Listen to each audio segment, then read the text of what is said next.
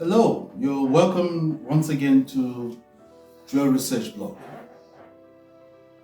Today we'll be discussing the crude oil petroleum in Nigeria. Do you think it's a blessing or a curse? Now, this is important considering the fact that a lot of countries in the world have oil and their level of development is something to really emulate.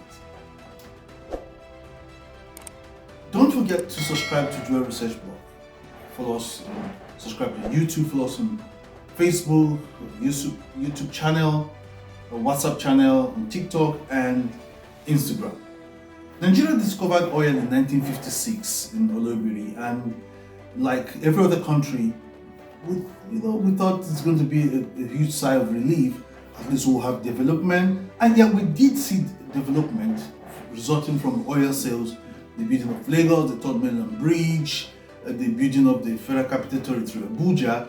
But over the years, a lot of happenings in Nigeria has really called one to question the fact that is the oil in Nigeria a blessing or a curse?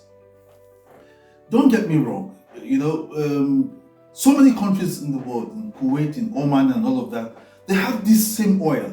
And mind you, Nigeria is the sixth largest producer of this oil as far as the globe is concerned. But how come we do not see commensurate level of development that is obtainable in other countries in Nigeria? Some of the blessings, that oil has accrued to Nigeria is the fact that the petroleum contributes to about 6.33% of Nigeria's gross domestic product, GDP, and over 90% of the total export value. That means in terms of foreign revenue, the petroleum accounts for about 90% of what Nigeria earns in terms of export value. And apart from that, the functioning and the running of government, of the federal government and the states and the local government, is tied chiefly to this oil. And that means the funding of government functions and the center of the state is tied around the oil. That tells you that every month is sharing of revenues accruing from not just the oil, but from value-added tax and other things among the components of the Nigerian state. That tells you oil plays a very important role in this regard. And there's an increase in government revenue.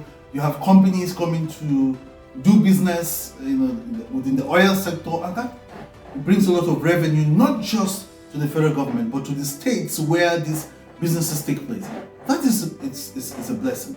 But with the recent happenings in Nigeria, so let us examine the crosses from the oil more than the blessings, because on the negative side, the oil exploration has brought about environmental pollution, soil degradation, oil spillage that has ruined farming, that has killed fishing, that's taken the means of livelihood of people within the riverine areas, and the issue of oil has also led to huge restlessness in the Niger Delta.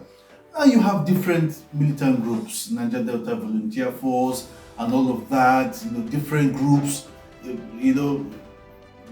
agitating for resource control and all of that. And due to the lot of earnings that come from the oil, there's massive corruption. And that's why Nigeria cannot be compared to other countries who have the same level of resources that we have in Nigeria. And the oil has also brought untold political instability. Most of the what things that happen during the elections about who controls the state, who controls the country, all of this is tied to, because who controls the state or who controls the country automatically controls the revenue accruing from the oil.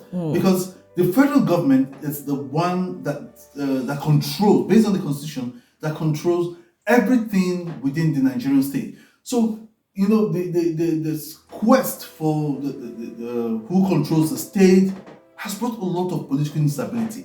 So directly or indirectly, the oil exploration or the oil in Nigeria is responsible for part of this political instability that we see all around us. And then we have from the oil, we have the bunkering, the oil theft, revenues that would have been accrued to the government is stolen. You see, and for whether you like it or not, this is an organized crime because the equipment need the use for the siphoning of this oil, for this bunkering, for this massive oil theft. They're built within the Niger Delta. So, and these are not things that were built overnight. These are things that were built within the span of a time. So, what happened to the Navy, the police, the civil defense, the DSS, the EFCC, where all of this is done? And these ships will bet at night, move this crude oil within the Nigerian waterways and then out of the country, costing the Nigerian government billions and billions of dollars annually. Money that would have been channeled into development is now being shared within few people in government. And then another important aspect of the cost associated to the crude oil in Nigeria is the wanton killing that is now becoming rampant within the Niger Delta. Few days ago, Nigeria woke up to the news of killings of high senior military officers in a community called Ukuoma. Now, while the military is saying we know who did all of this, and they're saying there was a community clash between the two communities, and then the army were acting as peacemakers or trying to broker peace and to ensure security within those communities. Whether we want to believe this or not, whatever happened to those soldiers is tied to the oil in Nigeria. Now, this tells you that the oil has done more harm than good. So is the oil a blessing or a curse? Because it appears the negative side or the downside of the oil in Nigeria far outweighs the blessings that this oil brings, because the ordinary Nigerians do not even enjoy as much of the blessing that's accrued from this oil. So what do you think should be done? In the past, we've had amnesty programs to get militants to down their arms and embrace peace, to allow for oil exploration in the Niger Delta, so to increase government revenue, to increase oil export, to get more revenue. But that has not really yielded much result. Initially it did, but now at some point the amnesty program became politicized, and now we do not even have all of the benefits, because most of the militants, they returned to the creeks, whether you like it or not. Otherwise, the killings of the 17 soldiers wouldn't have happened, because these killings were done by the militants. In the present, what needs to be done is we need to have true federalism. We need to have true federalism with mechanism on how the federal government should get the state to ensure that what accrues from the oil, goes round, goes everywhere. And we need to have a cooperative federalism, that even if we say, okay, we're having true federalism, we're having the states to control the resources in their domain, we'll still have a good chunk of the revenue coming from oil getting to the center, so the development can spread across the country. And there's the need for government to diversify from oil, because countries like Malaysia and other, they survive from agriculture.